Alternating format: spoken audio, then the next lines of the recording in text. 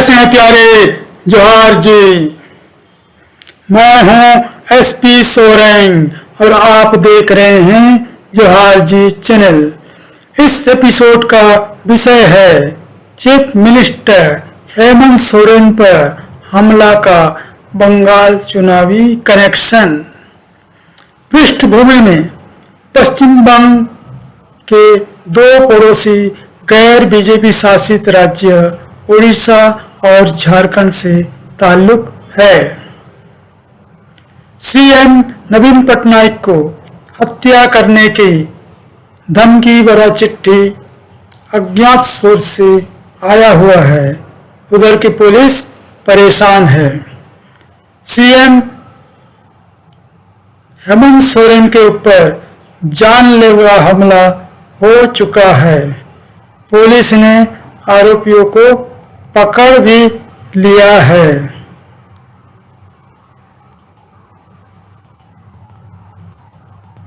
इन दोनों खबर से पश्चिम बंगाल का चुनाव से ताल्लुक होने का संशय होता है। आइए जानते हैं कैसे। विगत 2019 के पहले बीजेपी पश्चिम बंग में कोई प्लेयर ही नहीं था, लेकिन 2019 में 18 सांसद जिता के काफी उत्साहित है। शुभेंदु अधिकारी को बीजेपी में शामिल करके उनके प्रभाव क्षेत्र तामलुक, कंटाई, घटल को जोड़ देने पर ऑन पेपर बीजेपी का ताकत 21 संसदीय क्षेत्र का हो जाता है। यानी कि बीजेपी के पास पश्चिम बंग में सरकार बनाने का सुनहरा अवसर है। अब प्रश्न है कि इतनी बड़ी सफलता का राज क्या है? चित्र से देखिए, ये सभी इलाका उत्तर बंग और झारखंड के सीमावर्ती ही है। इस इलाका में मतुआ, राजवंशी, गोरखा, आदिवासी तथा अन्य मूल निवासियों का संख्या बहुलता है। जोहार जी का मानना है कि 2019 के कुछ प्रतिश्रुति और जुमला फेंक कर बीजेपी ने इतनी बड़ी सफलता पाई है, लेकिन जुमलों को लोग पहचानने लगे हैं।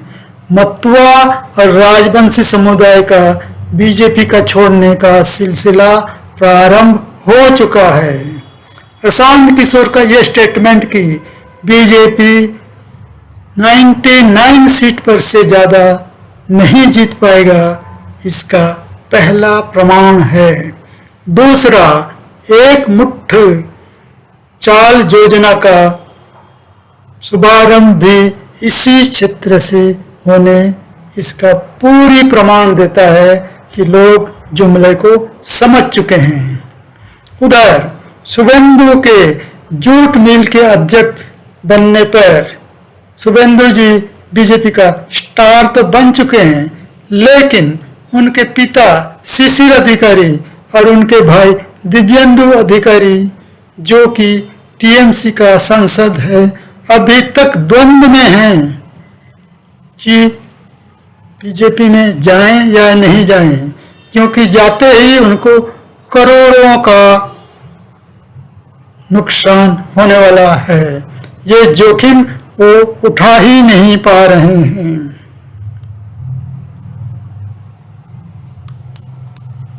ऐसे में ले दे के बाकी बचे झारखंड से सटे इलाका ही बीजेपी के पास बच जाता है। सामाजिक समीकरण से आधार पर यह इलाका झारखंड से प्रतिबिंब मात्र है, यानी कि यूं कहिए कि फोटोकॉपी है। फर्क सिर्फ इतना है कि पश्चिम बंग सरकार के प्रशासनिक अधिकारी में यह इलाका है, यानी कि आदिवासी, मूल निवासी बंगाली स्पीकिंग और उड़िया स्पीकिंग लोग सरहद के दोनों ही तरफ बराबर से हैं। इंटरेस्टिंगली तारीख में जेएमएम सिर्फ आदिवासी का पार्टी ना हो करके इन सभी समुदाय का पार्टी बन चुका है। पिछले 1 साल की शासन में यह साबित भी हो चुका है। जाहिर सी बात है कि अगर जेएमएम पश्चिम बंग में चुनाव में उतरती है और किसी से भी अलायंस करता है तो बीजेपी का बेड़ा गर्क होना तय है।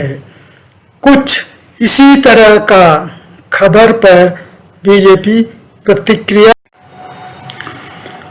और इसीलिए ये कल्पना जल्पना हो रहा है कि जेएमएम का सीएम हेमंत सोरेन पर हमला करके पश्चिम बंग के जो जेएमएम कार्यकर्ता हैं, संभाव्य समर्थक हैं, उनको ऊपर डराने या हतोत्साहित करने का एक योजना तो नहीं है। आपको ये विचार करना होगा। कमेंट में आप जरूर दे सकते हैं। दूसरी, बीजेपी ने ये बार बार ऐलान किया है कि सबको परखा बार बार, हमको भी परखो एक बार। तो देखिए, इस तरह से परखने की कोई जरूरत नहीं है। उनकी जो शासन है गुजरात में है, जहां पर से प्रधानमंत्री नरेंद्र मोदी भी हैं और स्वराष्ट्र मंत्री अमित शाह भी हैं।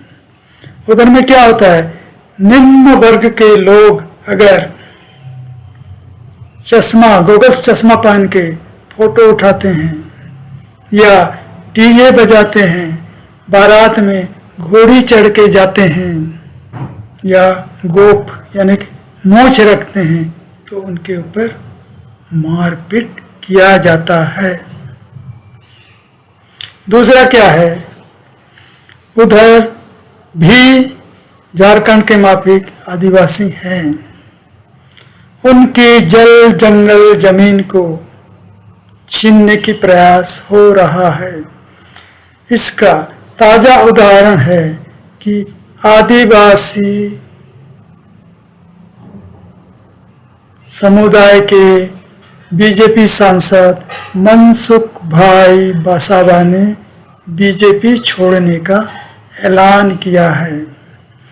इसके अलावा उधर आदिवासी नेतृत्व में भारतीय ट्राइबल पार्टी बन चुकी है, जो कि आदिवासियों का जल जंगल जमीन को रक्षा करने के लिए बनाई गई है। अब प्यारे, ऐसे में उनको वोट देके परखने की क्या बात है, कोई मतलब ही नहीं है, क्योंकि आपको पता ही है वो क्या करने जा रहे हैं। माफ कीजिएगा। इतना ही नहीं, झारखंड में जब बीजेपी सत्ता में थी, एसपीटी और सीएमटी को निरस्त करने की पुरजोर कोशिश की थी ताकि आदिवासी मूल निवासियों का जमीन हड़प लिया जाए। अब प्यारे, इधर भी अगर पश्चिम बंग में बीजेपी जीतता है तो निश्चित है कि आदिवासी और मूल निवासियों को जमीन छीन लिया जाएगा और बड़े बड़े उद्योगपतियों को दे दिया जाएगा कल कारखाना लगाने के लिए। अब देखिए, कल कारखाना तो लग सकता है, अच्छी बात है, लेकिन ये जो प्राइवेट कंपनी वाले किसको नौकरी देते हैं, कब देते हैं, कुछ भी पता नहीं चलता है। कब एडवर्टाइजमेंट निकालते हैं, रिटर्न टेस्ट होता है, इंटरव्यू होता है, कभी किसी ने सुना? हमने तो नहीं सुना। इसलिए ऐसे राजनीतिक कार लोगों से सावधान रहना चाहिए। अब प्यारे, हमारे जोहार जी का जो मत है उससे आप सहमत हैं या नहीं हैं, ये जरूर बताइएगा।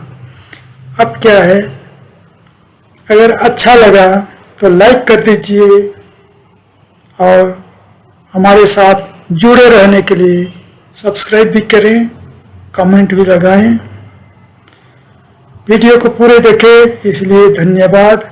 आज के लिए आपके वार्ताकार SP सोरेन को विदाई दें।